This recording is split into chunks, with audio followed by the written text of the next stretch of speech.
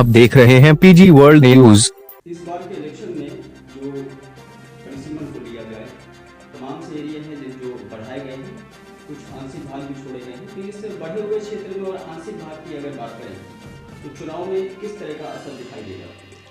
जो बढ़े हुए भाग हैं उनके मतदाताओं का हम लोग जो है पूर्ण रूप से प्रयास किया गया है कि उनका नाम जोड़ करके जो 100 वार्ड हमारे नगर निगम के बनाए गए हैं, पहले 80 वार्ड थे, अब 100 हुए। इस 20 वार्ड बढ़ाने में शहर के चारों तरफ हमारे प्रयागराज जनपद के अंदर जितने भी जगह चारों तरफ से इन वार्डों की संख्या बढ़ाई गई है, जिससे आबादी में बढ़ोतरी के साथ साथ लोगों की सुख सुविधा रहने के लिए और प्रयागराज के नगर निगम के द्वारा जितनी भी मूलभूत सेवाएं हैं यहाँ पे रहने वाले नगर निगम के अंतर्गत आने वाले नागरिकों को मिल सके, इसकी व्यवस्था के लिए परिसीमन भी बढ़ाया गया और परिसीमन के साथ साथ जो है वार्डों की संख्या बढ़ाई गई। वार्ड की संख्या बढ़ा करके 100 वार्ड होने का मतलब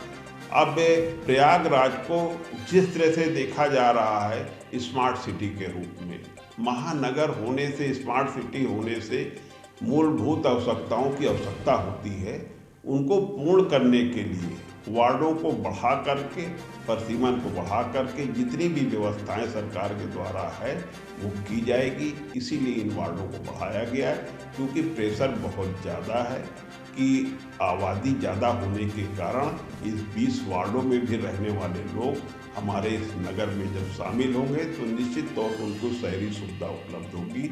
इसी उद्देश्य को लेकर भारतीय जनता पार्टी ने इस तरह के कार्य करने का प्रयास किया है कि समाज में रहने वाले एक एक व्यक्ति की मूलभूत जो आवश्यकताएं हैं उसको कैसे पूर्ति और अच्छे से मिले, इसीलिए ये परिसीमन का वातावरण बनाया गया है। और आने वाले समय में जो 20 वार्ड बढ़े हैं इसमें सरकार के द्वारा पूर्ण रूप से सब सुख सुविधा उपलब्ध कराई जाएगी, जिससे वार्ड का और प्रयागराज का विकास हो सके। इस बार इलेक्शन में ये जो चुनाव लिस्ट जारी हुई जी, इसमें लोगों को कई तरीके की समस्याएं आ रही है सामने, ये सुनने में आया है। कहीं कोई नए पार्षद हैं कहते हैं कि मेरा वार्ड चेंज हो गया, नाम कट गए, ये समस्या जनताओं के साथ भी है। तो इसमें क्या कहें, किस हद तक कौन जिम्मेदार है? देखिए, इसमें जिम्मेदार व्यक्ति कोई नहीं है। सरकार ने जिस तरह से देखा कि परिसीमन किसी वार्ड को घटाया या बढ़ाया गया है, उसके क्षेत्रफल की संख्या दूसरे तरह से चेंज करके कहीं अगर किया गया है तो उसमें कोई दिक्कत वाली बात नहीं है। और जो जनप्रतिनिधि होता है उस क्षेत्र का, वो संख्या के बारे में बहुत जल्दी जान जाता है, इसलिए कि वो क्षेत्र जो है मोहल्ला होता है। मोहल्ले के अगर 1-8 किलोमीटर के एरिया भी अगर इधर दाएं बाएं जुड़ जाता है तो उसमें कोई दिक्कत वाली बात नहीं। हमारा क्षेत्रफल बढ़ाने का रीजन ये है कि हम आबादी की संख्या बढ़ा करके उसका पैमाना ठीक करें। जो कि वार्ड पहले 10,000, 12,000, 8,000 इस तरह के वार्ड जो हुआ करते थे, सरकार की ये मंशा है कि अब उसको हम 15 से 20,000 के बीच में वार्डों की संख्या हो, इस कारण से ऐसा किया गया है। इस बार इलेक्शन में ये बताएंगे कि समुदाय की बात अगर करें तो हिंदू और मुसलमान किस तरीके से वोट बैंक करना? देखिए, ये तो काफ़ी दिनों से लोगों में एक गलत सोच है कि हिंदू वोट किसको देगा, मुस्लिम वोट किसको देगा। लेकिन मेरा एक ज़रूर कहना है कि ये मोहल्ले का चुनाव होता है। इस चुनाव में जो जनप्रतिनिधि चुना जाए उसकी सोच क्या है, उसको अपने क्षेत्र में समस्याओं को दूर करने के लिए चुना जाता है कि हिंदू मुस्लिम करने के लिए किया जाता है, ये चीज़ें अच्छी नहीं होती। हिंदू मुस्लिम सभी समाज के अंग हैं, कोई ऐसी बात नहीं है।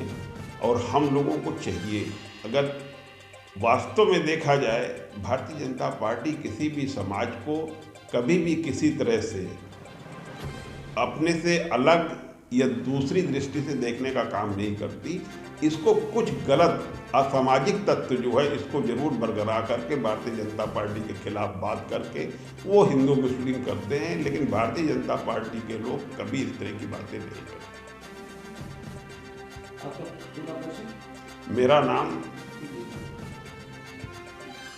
शिवव्रत गुप्ता गोले, भारतीय जनता पार्टी का मैं जिला संयोजक आर्थिक प्रकोष्ठ का इस समय पर हूँ और अपने कार्य को कर रहा हूँ। और निश्चित तौर पे मुझे किसी भी प्रकार का कार्य करने की, मैं एक अपनी निर्बल कल्याण के लोगों के लिए एक संस्था भी चलाता हूँ, जिसमें जो है प्राइमरी स्टेज पे किसी गरीब व्यक्ति को अगर इलाज के लिए किसी प्रकार की कोई सुविधा ना मिल रही हो तो हमारी संस्था के माध्यम से उसकी सहायता की जाती है। ये भी एक संस्था का मैं वरिष्ठ उपाध्यक्ष के रूप में काम कर रहा हूँ और संस्थापक सदस्य हूँ। इस संस्था का संस्थापक सदस्य होने के नाते जो भी समस्याएं लोगों को आती है, अगर वो मेरे पास आते हैं तो मैं उनकी मदद जरूर करता हूँ।